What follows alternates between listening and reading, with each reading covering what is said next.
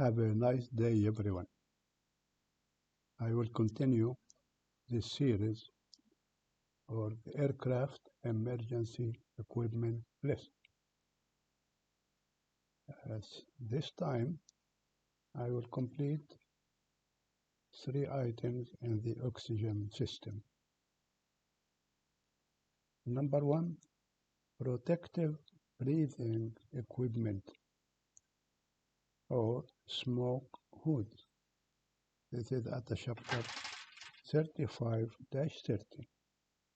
The second item, the portable oxygen cylinder. This is in the passenger compartment at the system 35-30 also. The third one, the oxygen chemical generator, not cylinder. This is chemical generator at chapter 35-20.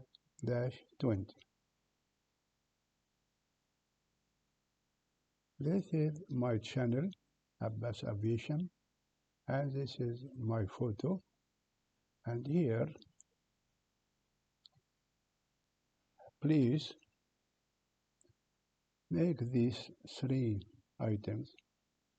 Click like and subscribe if you don't subscribe before, and the ring to get the new videos in the future.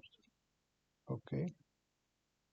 I noticed that your like were in LinkedIn, but please also in the YouTube channel video, please put like if you actually look like this video. This is the photo of the items. This is the smoke hood, and this is the portable oxygen cylinder and mask, and this is the chemical generator, oxygen chemical generator. Okay. The tasks required.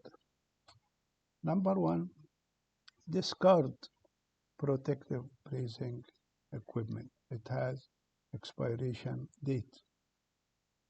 Also, the portable oxygen cylinder need hydrostatic test.